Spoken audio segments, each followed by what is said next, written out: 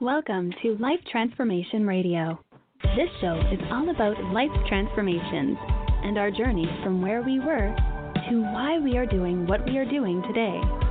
We will discuss the hiccups, the roller coasters, and the blood, sweat, and tears that has been poured out while discovering our purpose. It is all about our transformations. Here is your host, Sean Douglas. Good afternoon and good evening, and welcome to another episode of Life Transformation Radio. I am your host, Master Resilience Implementer, TEDx speaker, business positioning strategist, and author, Sean Douglas. This show is currently heard in over 74 countries. So whether it's your first time joining us or you've been listening to us for some time, I want to thank you to those who are listening from around the world. Life Transformation Radio is all about our transformation. Here is where we tell the stories of why we're doing what we're doing. We highlight that transformational moment that changed our lives and how we use it to then transform others and elevate their lives as well. You can listen to us live right here on the Blog Talk Radio Network, Tuesday through Friday at 5:30 p.m. Eastern Time. You can join our Facebook community, Life Transformation Radio Community. And I also ask that you subscribe wherever you're comfortable listening to podcasts. So we are available on Apple Podcasts, Stitcher, Spreaker, Spotify, TuneIn, Player FM, Radio Public, Overcast, Castbox, the Himalaya app, and the Google Play Music app. Basically, wherever you're comfortable listening to podcasts, our show can be found. On the show are entrepreneurs, speakers, business owners, coaches, podcasters, authors, basically amazing people who are impacting the world around them. And my guest today does exactly that. If you have any questions for any of the guests that I bring on the show during our live broadcast, Tuesday through Friday at 5:30 p.m. Eastern Time, join us by calling in at 657-383-1109. Again, the number is 657-383-1109. And with that, please help me welcome to the show my guest for today, Jacque Ecuyer. Jacque, welcome to Life Transformation Radio. Wow. Very well done, Sean. You did well with that last name. It took some practice, but we're gonna get it done. Well, hey, listen, I do like the intro because I thought I had a lot of titles, but man, I think you have me beat. I go back and forth. I'm like, well, I'm a founder of this. I'm a speaker of this. I have a show, multiple businesses. I'm an author. I strategize in this one thing. It's like suicide awareness trainer, resilience trainer, multi-time business found. So am I a founder? Am I a serial entrepreneur? If I had to literally write down everything that I am and you had to write down everything that you are, we would have a bunch of stuff. It's not just one or two. I'm a founder. Oh, I'm a speaker. But what kind of speaker? And what do you talk about? And what do you specialize in? It's nuts. So I never know really what to put, but I put the most fascinating things that people always ask me about. Yeah. Well, let me just start before you hit me with the hard stuff that I am honored to be on the show. I've been following it for a while. Obviously, you and I have messaged each other back and forth. I love what you do, and I am honored to be a guest on your show. Man, I'm pumped to have you on because we're going to touch on some things that are affecting a lot of people. It's about to be school time. People are going back to school. And one of the topics that we're going to touch on is something that students experience every day. And I think we need to cover it, and we need to talk about it, and we need to come up with ways to overcome it. So you're the perfect guest for what is going on in the world. Thank you. And I know exactly. Yeah, go ahead. Oh, go ahead. No, you're the host. You go for it. I thought you had a lull there. So the title of the show is Overcoming Bullying, Depression, and Addiction with Jacque Ecuyer. He is the CEO and founder of 4S for Life. He has overcome being bullied, bouts of addiction with alcohol and cocaine. He has continually battled chronic severe depression for over 20 years and survived multiple suicide attempts. He describes finding his true inner self and shares this rising from the ashes story in hopes to help as many people as possible across the world.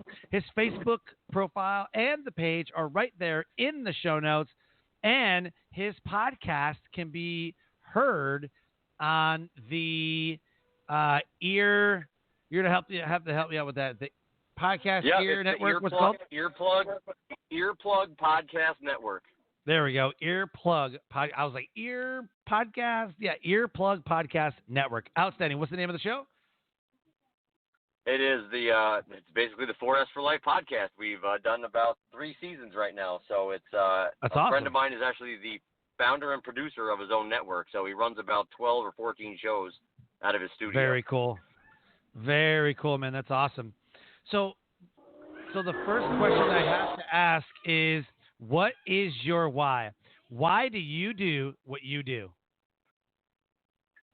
Because everything that you just mentioned in that story affects millions of people each and every day.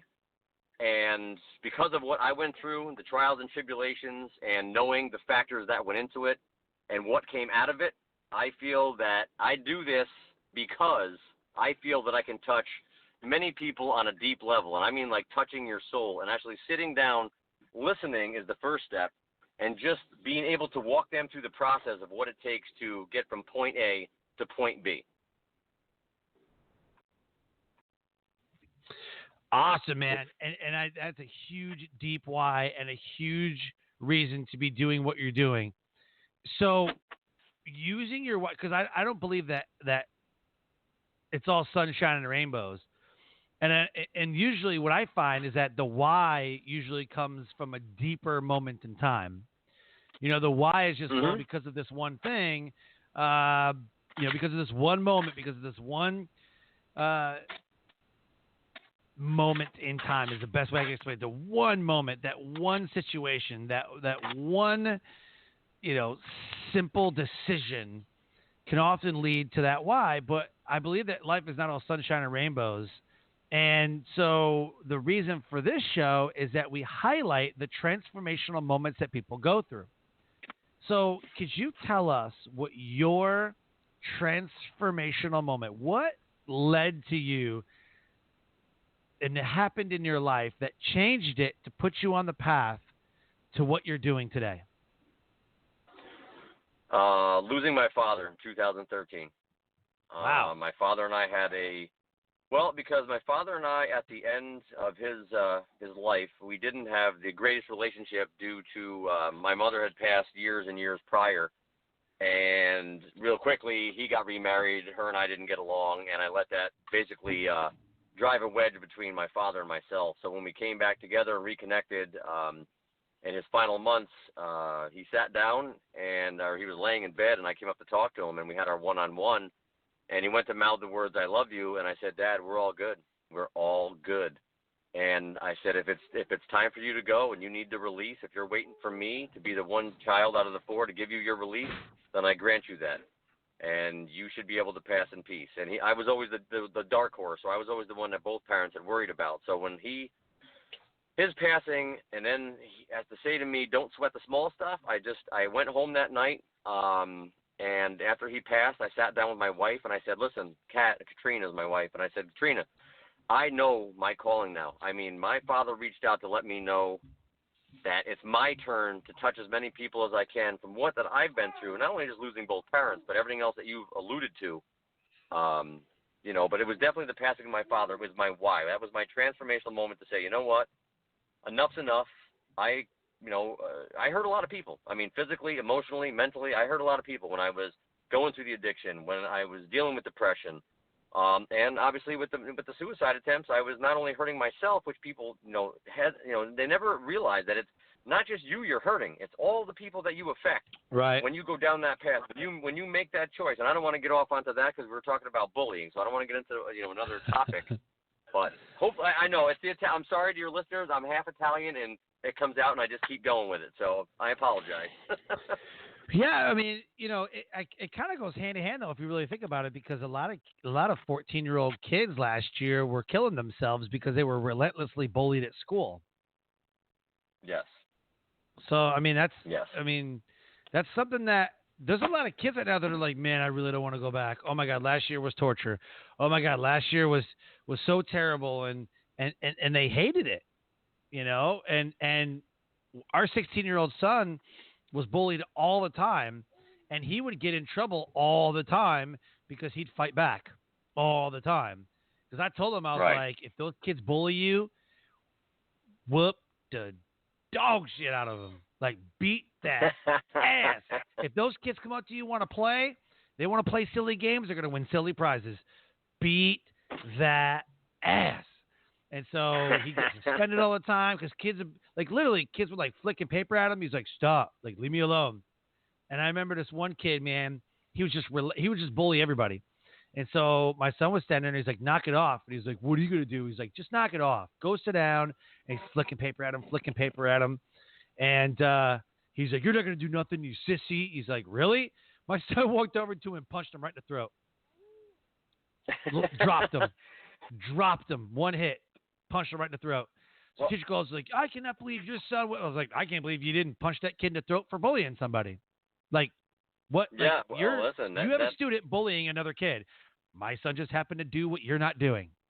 And so they wanted me to talk to him. I agree. They wanted me to talk to him, like, you need to tell your son to stop it. I'm like, hell no. Some kid, if my son watches another kid get bullied, he's going to stand up for that other kid. Because if you're not going to do your job as a teacher to stop the bullying, then I guess my son has to. And so he was constantly bullied. And then what happens is my son sticks up for a kid, more bullies come, and so now you become the bullied. And so, he's like, I don't want to fight all these kids. I'm like, you need to tell, whoever, the teacher, whatever. So I walked in there and I was like, look, my son is getting bullied and you're not doing anything about it. So if I have to come and escort my son around this school and smack the crap out of these badass kids, guess what's going to happen? I'm going to come to school and I'm going to smack the crap out of these little badass kids. He's like, oh, no, you can't be assaulting children. I'm like, well, then my son's going to continue beating the crap out of every damn student until he eradicates the bullying problem. And they're like, we can't have that kind of behavior at the school. I'm like, well, then you need to do something. I said, or I could just go out and bully you. How about I bully you there, vice principal? How about I bully you? And he's just oblivious that his school could ever be considered a bullying school. He was oblivious, Well, and it's funny because all the parents said the same thing. All the parents were, I would love to come to school and really stop the kids, But so I decided, I'm just going to pull him out. I'm just going to pull my kid out. So, he's still, he knows how to fight. He knows how to protect himself. But I also teach him that, you got to live with empathy too.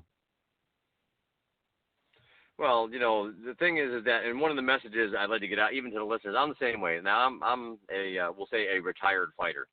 And I mean boxing, jiu-jitsu. I am your typical alpha male. That's me. I am a not the biggest guy, but I've always been a fighter. I've always, I'm heavily tattooed. I look like your typical, and I always taught my boys the same thing you taught yours. But I will say to the people that do listen, parents that listen, and kids that are getting bullied, when you need to push it to that level, just remember that words are just words. And I live by this code too, because I've told people now, even through my adult life, there's only 3 ways, honestly, that you're going to egg me on to get into a physical altercation. Because if you touch or disrespect my wife, I will go to prison. If you touch or physically harm my 2 sons or my grandson, I will go to prison.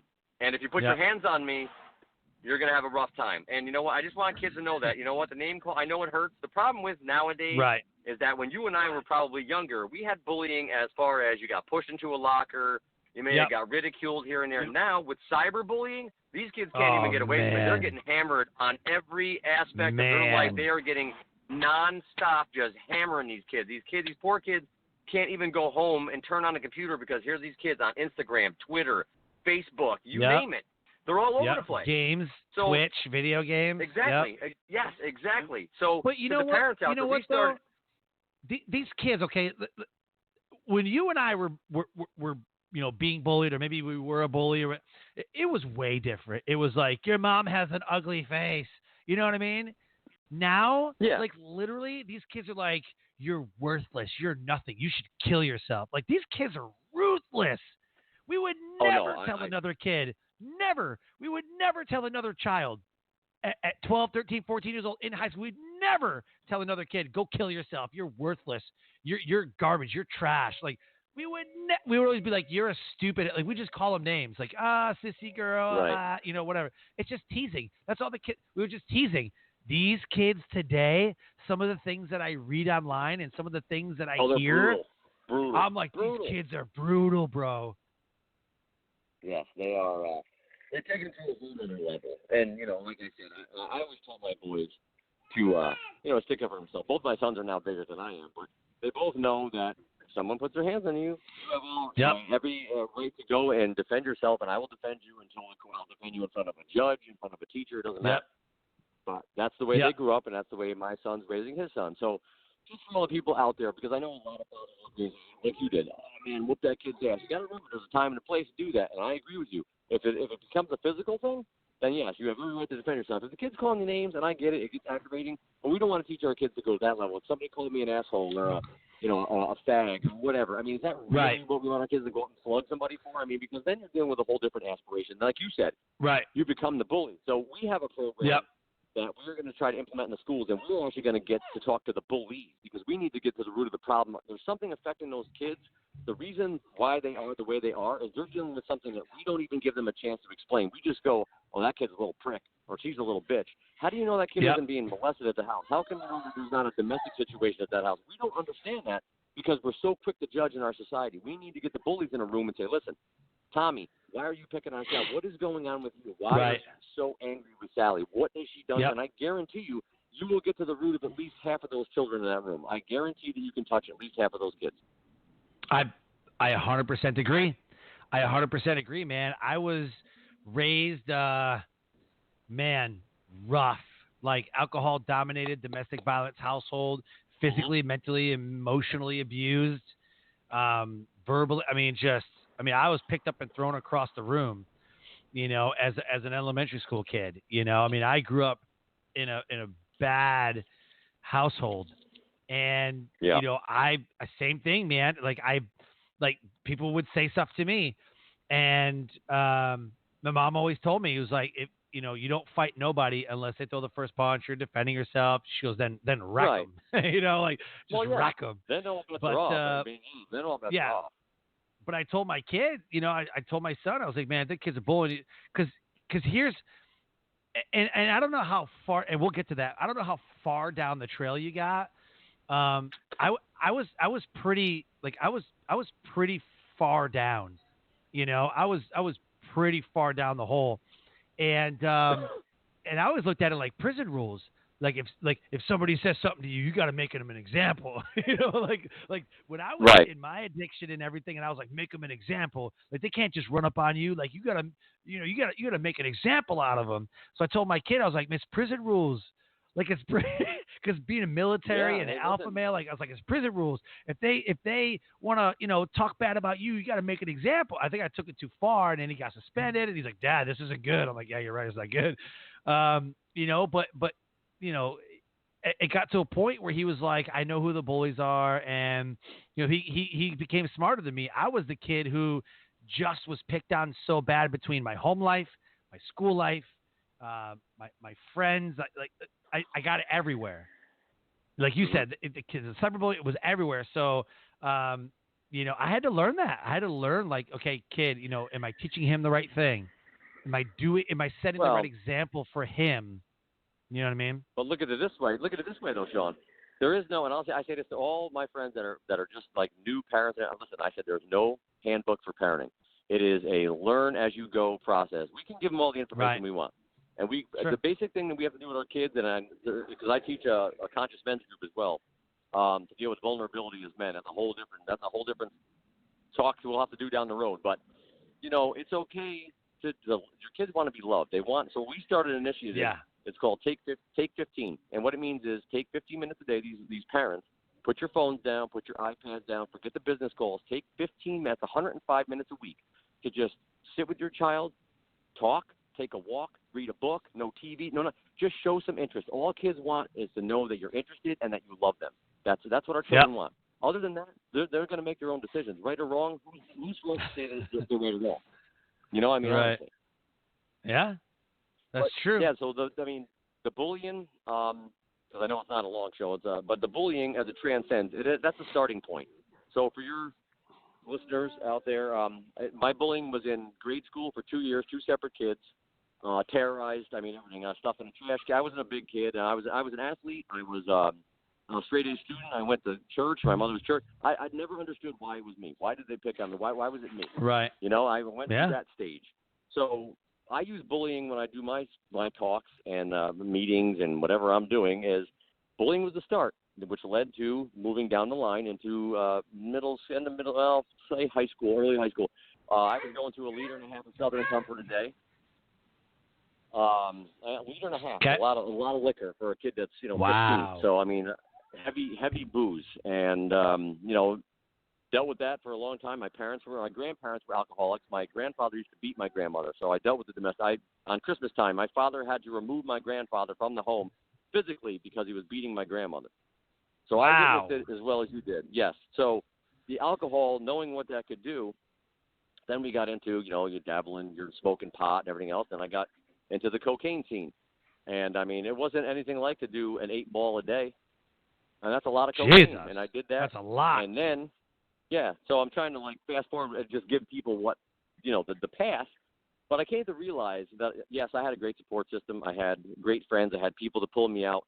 But I just woke up one day and realized this is not for me. I feel like shit. I mean, I'm like, you're fighting inner demons. You're just going through nightmares. It's a tough process. And if you've been through addiction, it's a hard hole to climb out of. Sure. So the end all of that whole thing, obviously, that's depression built right into the addiction from being bullied, losing both parents, led up to, and I'll just talk about one of them. One of the suicide attempts was when me and my wife and I, just met. We had only been dating for 4 months, and I tried to slit my own throat with a knife. That is a very, very aggressive suicide technique. It's to slit your own throat. And I sat on my porch and said I had enough, and she happened to come out as I had the point of the knife in my neck, ready to take it right across my throat. And she used both of her hands to grab my arm, and what she did is she didn't say, people need you, people love you. She started mentioning my kids' names. She mentioned her name. So I was associating. That's how you bring somebody back from one of the right. You start associating names and faces. So now what I'm seeing is faces. I'm not just hearing something. I'm seeing my kids. I'm seeing them without a father. I'm seeing this woman who didn't have to stay with me. 4 months into this relationship, she could have been like, this guy's a nut job. What am I doing with him? But she stayed. And, she went through 2 suicide attempts with me. There was another one down the road. And I actually had her as a guest on my own podcast because my audience we never talked about it, so they wanted to hear her side. And she came on, and she was a guest. And my producer did the Q&A because I wanted to hear what she had to say. And he said to her, he goes, let me just ask you, he goes, why did you stay? And my wife turned around and she looked at me and she said, you know what? Even though we had only dated for a little while, she goes, I saw something in him and I knew that I couldn't live without him. I'm almost tearing up now. I literally almost lost it on my own podcast. When she said that, and I looked at her and said, I don't deserve someone like you. I mean, I know that I do, but at that moment I just said, wow. I mean, that just blew me away that somebody cared that much. And here we are 14 years later. Married and together, and it's the happiest time of my life. I got to be honest with you. That's amazing. So what made it that transformational moment? Your father is passing away. You pretty much looked at each other, was like, good, like we're okay. Is that before or after? Was that before or after the addiction and the overcoming, or the where in time? My dad passed in 2013, so 6 years ago? So it was February 8th of 2013. Okay.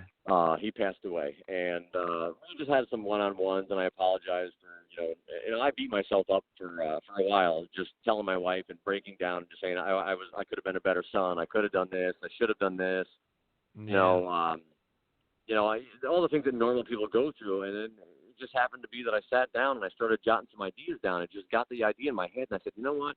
You've been through a lot with your mother. Again, I've already talked about my battles, all the battles that I had personally, my grandparents being domestic violence. I've lost 3 friends to PTSD that ended their own lives, putting guns in their mouths. I had a friend die in 9/11, a neighbor that I grew up with, was in the Twin Towers. I can cover just about anything. And Wow. I've just dealt with a lot. Yeah, I've just dealt with a lot of tragedy and loss, and I just said to myself, listen, you're better than this. And I said, I think I can really touch a lot of people. So I sat down with my wife. I had this discussion. I said, I want to start a foundation. I want to start something. And I want to make this big. And I'm not talking just let's do it in New York. I'm talking to make it not only, across our country, but global. I want to make it a global message. And it's about raising mental health awareness, which is huge in this country. Yeah. Yes, it is. Absolutely, man. So moving forward, you had gone through that, another layer of hardship that gets thrown on everything with everything that you're dealing with. How did you fare? What did you create? How are you elevating the world around you?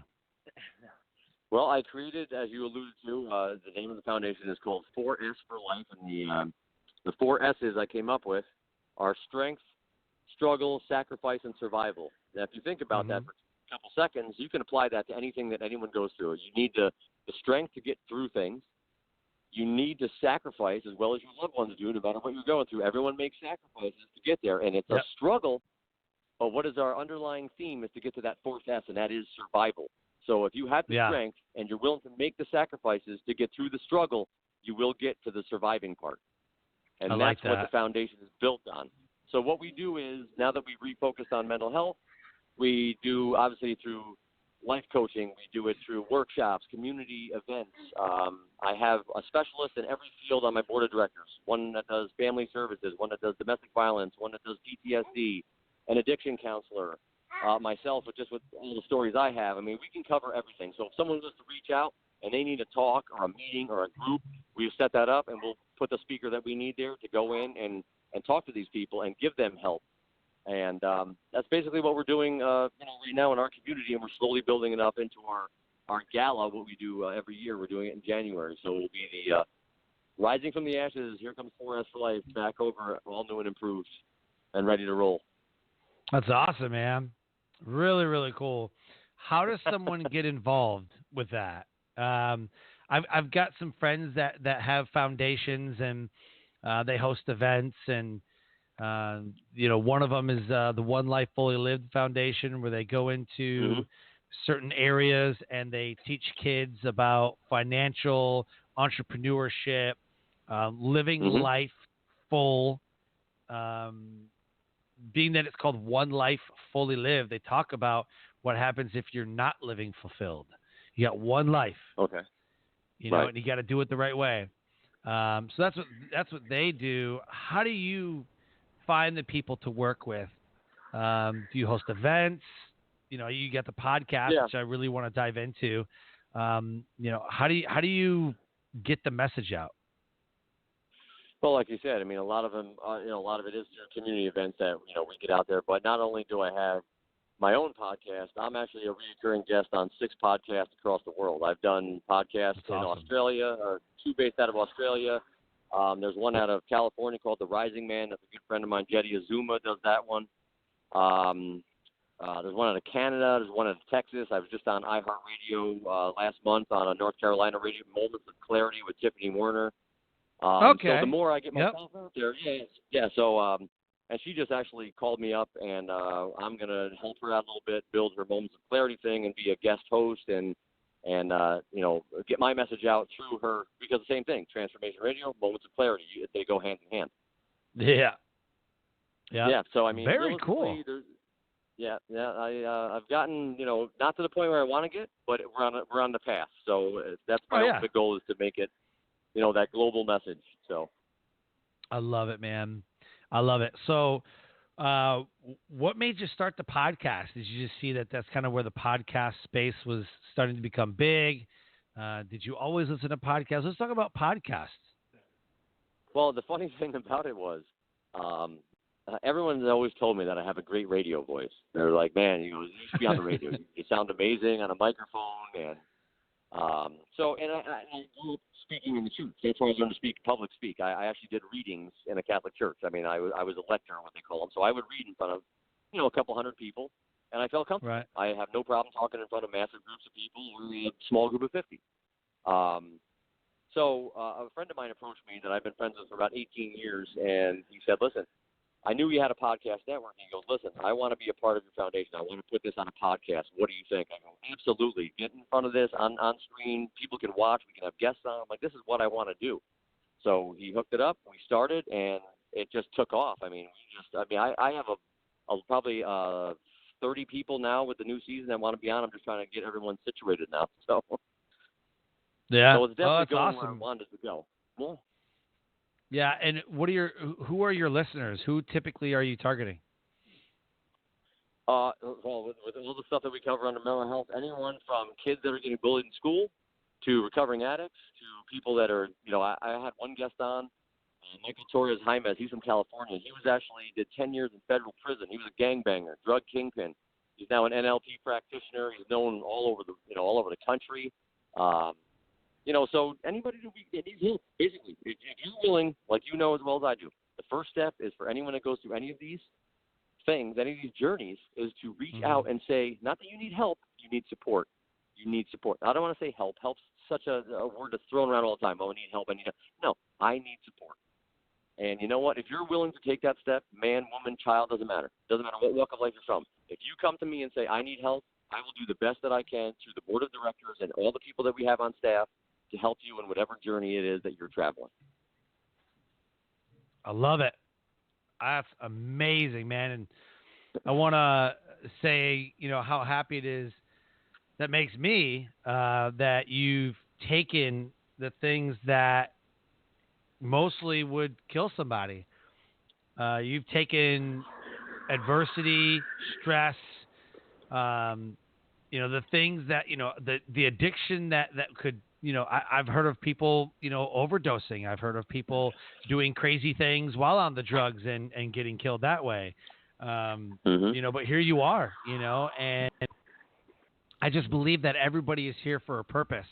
Everybody is here for a reason. And it doesn't matter if you figure it out at 20. Some people do. Some people are like, I know my life's mission, and they're a millionaire at 25. Or you struggle through life until you're 50, and then you're like, Colonel Sanders or anybody else. Right. Morgan Freeman didn't even have an acting role until 46. I couldn't believe it. I was like, this dude's been acting forever. Nope, 46. Like, that's insane. So it gives me hope. It gives me hope that, me at 36, I still have some room to grow and learn and really dial things in, because, I look at the top people right now and they're like, I didn't have my first start until 50. I didn't even invent this one thing until 60 years old, so it just kind of makes me happy. To all those people out there that listen to this show constantly, I'm sure that you'll reiterate that. It doesn't matter. And the thing is, the way society has built us to believe that age is, you're 40s, you're in your 50s, you can't do this. You don't ever. A good friend of mine told me one time, he said, my New Year's resolution is to take these 4 words out of my vocabulary: can't, won't, shouldn't, and don't. He goes, if you take those 4 negative words out of and you turn it around to do, should, would, and could, you change your life. And I try to live by that. That's true. You know what? Don't let anyone stop you from doing what you want to do, whatever dreams you may have. Everything is attainable.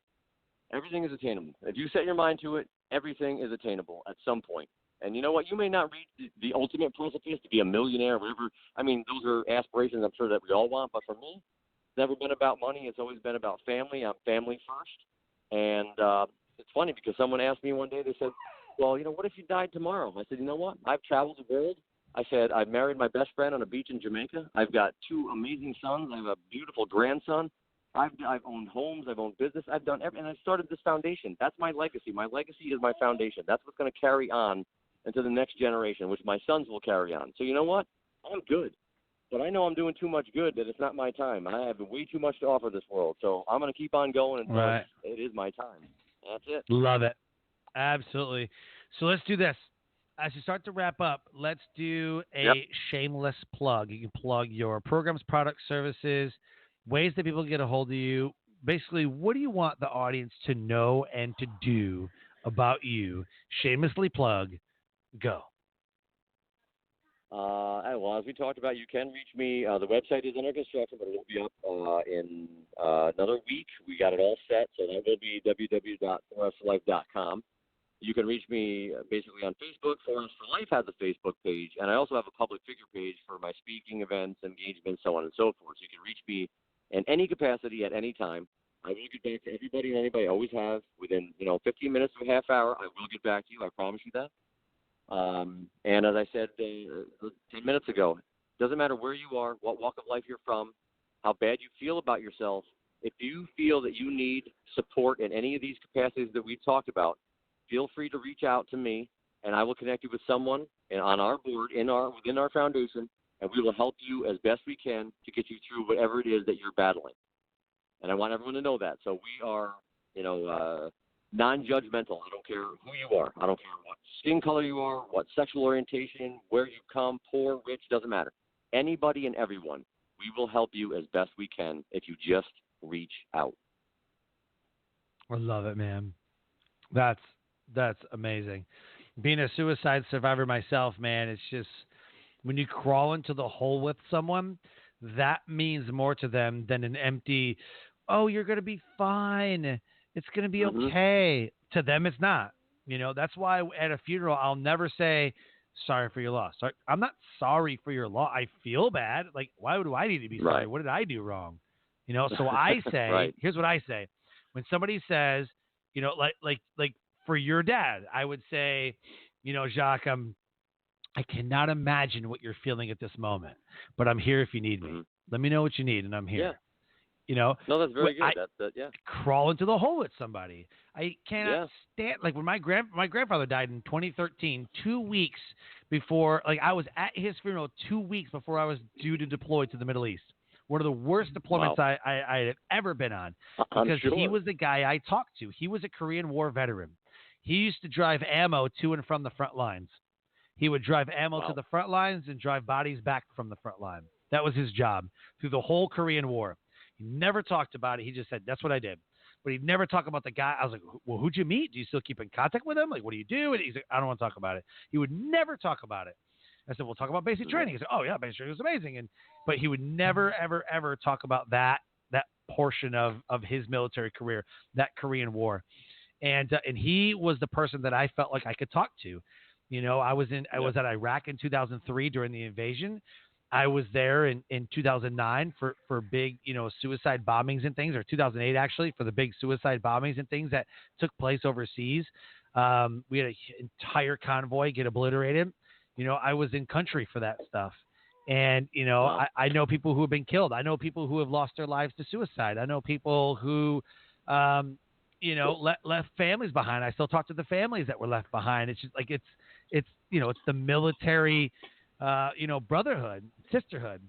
And he's the guy that I could talk to. And it made me mad. He was like, I'm so sorry for your loss. I wanted to be like, I'm sure you are. But, I can't be like that in the moment, no matter what my emotions are. I felt like a piece of me had died, like with old wrestlers, like when Roddy Piper and Macho Man Randy Savage and like these other guys, like when Harley Race just died, I was like, oh, yeah, no way. Like I was a huge wrestling fan when I was a child, and my childhood stars are dying. I'm like, no, that's what I felt like like my childhood had just died, and crawling in the hole with somebody and using emotional intelligence and empathy to reach them, like you said, what brings them back, right? That's what we need to be doing. For everybody. Yep, I agree. For mental health, for addiction, for suicide, for marriage. For some people just don't need to be married together. Some people just need to get over their stuff, right? Themselves. Yeah. Like me and my wife had a rocky marriage at first because of all the alcohol and the fighting and the violence I was turning into my stepdad, which made me become suicidal, really, because I felt like I was turning into him, and I didn't want to be like that. But she stayed with me, and I said that, when we started completing each other rather than competing against each other, that's when our marriage started really clicking, and we really started having a marriage, not a fight. Yeah, I agree totally. That's me and my wife. Crazy, man. It's a crazy. You look back at all the things that happened, and anybody else would have been like, what are you doing? Like you would have been like, what was I thinking? But at the time, it just that's the testimony, though, of the Well, as I overcoming. said to Like that's everybody, the testimony. the bottom line is, and I can just say this quickly. I know we're getting ready to sign off, but I will say that when people talk about my father and say, wow, I can't believe you're the people that knew him. And I said, you know what? This is the way I look at it now after I beat myself up. I said, my father passing was the creation of 4S for life. Through every death, there is rebirth. And that's the way you need to look at things. And yes, I miss him. And yes, I'd love to talk to him and pick his brain. But I know that he's looking down. And I wear him on my arm. Like I said, I have a tattoo. It resembles a raven. Or my dad wanted to come back as a bird. And I wear the chain that he gave me. Never comes off. He's with me all the time. And I know he's looking down going, you know what? I'm proud of you and what you're doing. And you know what? As long as he's giving me that release, I feel good. I'm good. And I'm okay with that. It's a part of life, and I understand that. It's time to move on and move forward onto bigger and better things. And that's my goal. And that's what I plan on doing. Yeah. I love it, man. I love your attitude. I love where you're headed. So amazing. As we close the show, give us a nugget of knowledge that will motivate, transcend, and inspire someone to take action after the show. Wow. I would just say to listen not only to this episode, but I've listened to other episodes. Sit down and genuinely listen to people that have walked the walk, that have lived the life. As much as I respect people that go to school and get degrees in psychology, sociology, that's fine. But you can only show so many graphs and charts. People lose interest. People want connection. And that's what shows like yours does, Moments of Clarity. I'm not just trying to plug her, but she does a good job. My foundation, all the people that what we're doing, me, you, and all the other people out there that are doing, if we all just come together as one big team, we can rule the world and we can make a difference in these people's lives and stop losing our loved ones. So you know what? Absolutely. These people just need to reach out. Just reach out to any of us. Any of these people that Sean talks to, that I've talked to, just reach out and just say, listen, I need a hand. And we will be there to help you in whatever way we can. I love it. So true, man. That's why I love doing the show. I don't like, and we talked about a little bit about that, I don't like the origin show. You know what I mean? Like, I don't like, well, tell me about you and tell me where you grew up and tell me, I just want to talk about that transformation. Right, everybody wants to know when their life is going to get better. What was that moment that your life got better? What was the moment that you overcame the addiction? What was the moment that you started making $1 million? What was the moment that, I had Bruce Buffer on the show and he's like, I knew the moment my life would take a turn because this one thing, like this thing happened and that was the catalyst. And it's because everybody's looking for that one thing. What's the one piece of, Russell Brunson has one funnel away. You're one funnel away from $1 million, Right. You're one lottery ticket number away from $1 million. You're one decision away from destruction, or you're one decision away from prosperity. But what is it? What is that decision? What is that moment? How do I know that I'm going to come in contact with that moment? And so that's why I love the show. And I love guests like you who are down and dirty, get it raw. Look, this is the deal. This is the moment. This is what happened. And this is how I did it. And that's what I love about the show. I listen to a lot of podcasts, and there's some really good ones. But I don't have the fluff. It's like, all right, what's your why? Amazing. What was that moment that transformed your life? What was that moment? And it's usually I was down and dirty in the dumps. I was ready to give up, and then this one thing happened, and that changed my life. And then you go back and you look at that one decision that you made predicated everything else. Everything else is predicated on that one decision. I agree completely. Yeah, man.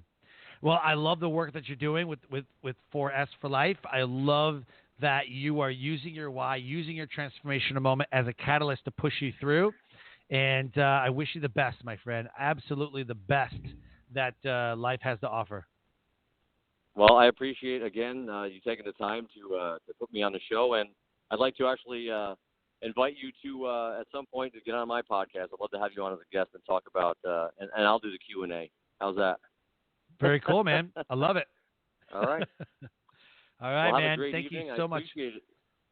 You Thank too, you. man. Thank you so much for coming on the show. All right, brother. Life Transformation great Radio evening. listeners.